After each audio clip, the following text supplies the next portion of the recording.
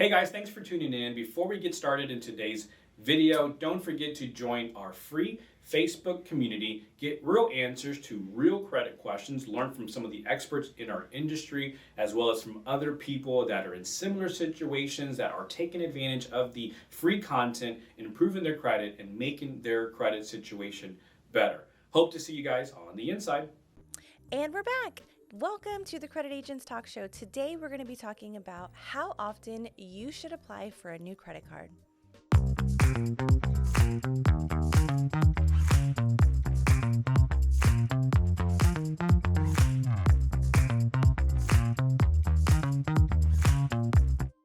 The simple answer is rarely. Now, it is okay to have a lot of credit cards, but you want to avoid applying for too many too fast. This could result in lowering your score. Hard inquiries. Each hard inquiry will count as one no matter what the time frame is. Mortgage, auto, and student loans have a deduplication rule. If you're not sure what deduplication is, check back to one of our previous videos. However, credit cards do not apply to that rule. If you are declined, I would suggest on holding off on applying for new credit.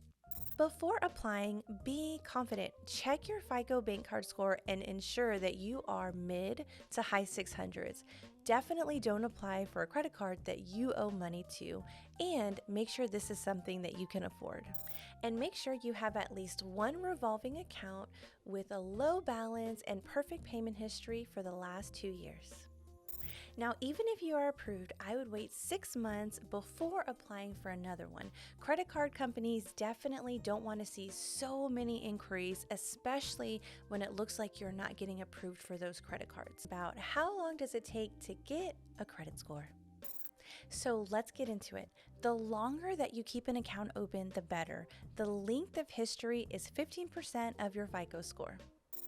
So just how long does it take to get a credit score? According to FICO, you have to have at least one account open for 6 months. It has to be updated or reported at least once, and it cannot have a deceased code next to it, meaning you still have to be with us. Now let's talk about Vantage scores. Once an account is opened, you are scoreable, and this could happen in as little as 30 days. The bad news is not a lot of companies use Vantage scores. Credit Karma does, but they are not a lender. Is cash really king? You've heard the old saying, cash is king, but is it really though? Paying cash for everything definitely has its benefits, but can credit take you further than your wallet ever could? The benefits of using cash. Cash is not just loose bills or actual coins. Sometimes it can be in the form of electronic payments like sending someone a Zelle or a Venmo or using your debit card. You don't build interest on the purchases when you use your debit card. So when you buy something, the price that you pay is final. Sometimes you can save money by helping the merchant avoid paying credit card fees by paying cash. Also, a really good benefit with using cash is typically you will not go into credit card debt.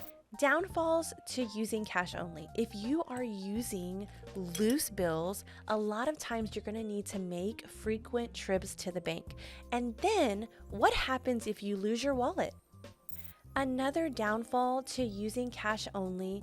What if you're finally ready to buy a house? Unless you have 20 to 40% cash money in the bank, it's going to be very hard for you to get approved for a loan. So let's talk about the benefits of using credit. Let me just say I am #team credit. The reason is because credit is something that you can actually build. A lot of credit cards protect you with having fraud protection. And then lastly, you get rewards on credit cards for using them. Many credit cards offer 3 up to 6% back on some purchases. Many people use this for gift cards or travel. Now, if you're worried about interest, you have a grace period before your payment is due. Downfalls of using credit. If you don't budget well, you can easily find yourself in a pickle. Some interest rate on credit cards can go all the way up to 30%. I would encourage you to not use credit as a safety net or any type of emergency fund, and also try not to buy things that you absolutely don't need. So in the end, is cash really king? In summary, cash and credit both have their advantages, and I believe they both go hand in hand. When your debt is heavy, definitely switch to cash. When your cash flow is going great, start building your credit. In the end, cash is definitely king, but credit is power. About how to get a credit card limit increase. Credit card companies will generally increase your credit limit about every 6 months. This is a huge win when they do increase it. This will increase your overall available credit and typically results in a credit increase. But how do you even ask for a credit increase on your own? So what do credit card companies actually look at? Card issuers may review your credit score, your current scores, how you use other cards, your current relationship with the company, and the income information you have on file with them. So what can you do to increase the odds of an approval? Make sure your credit score is at least in the high 600s. And also, if you've had a pay increase, make sure that they are notified of this as well. I would like to encourage you guys to try to keep the credit card balances always under 30%.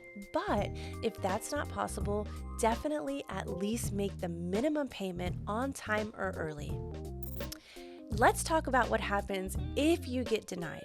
If you get denied, you will receive an adverse action letter of notice.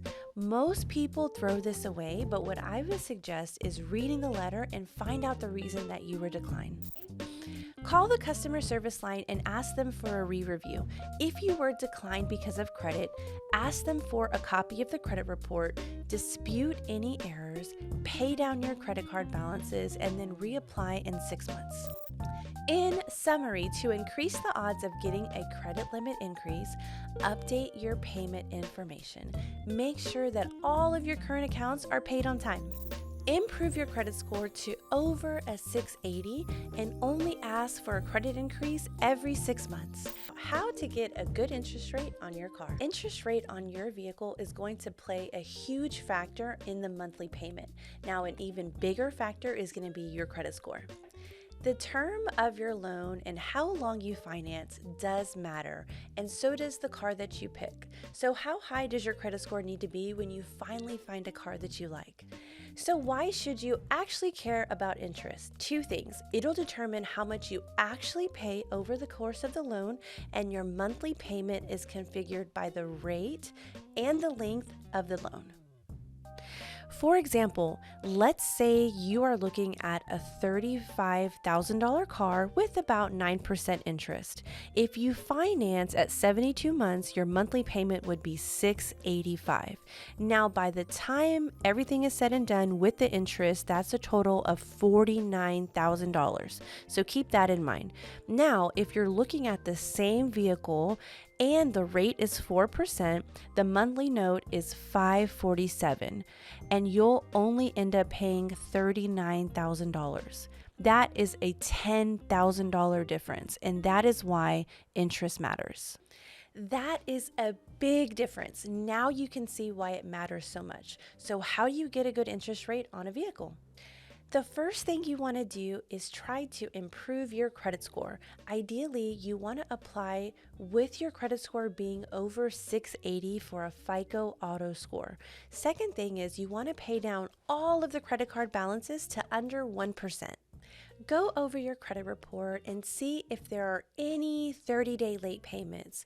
If there are, call the creditors and ask for a courtesy removal. Try to get a few collection accounts removed. Now, this isn't going to happen overnight, but if you are about 2 to 3 months away, you should start working on this ASAP. But what if you don't have time? What if you don't have 2 or 3 months? Let's talk about how you can get a better rate. Let's talk about shortening the term. Most of the times when you shorten the term of the length of the loan, it will bring down the interest rate. The longer you stretch out the loan, the lower the payment. But if you can afford to pay a little bit more, I would recommend going with a shorter term and a lower rate. But what if you can't afford the shorter term? Stay away from pre-owned cars. Try to look for something newer. Newer vehicles typically have much lower interest rate because they are a lower risk to the finance company. Also, a lot of times dealers have a lot of incentives for you to look at a newer vehicle. In summary, the 3 things that you want to do to make sure you get the best loan. Number 1, check your FICO auto score before you start shopping and make sure you're above a 680. Number 2, shorten the length of the loan. And number 3, search for something newer. That is it for today. Thank you so much for joining, and I'll see you next time.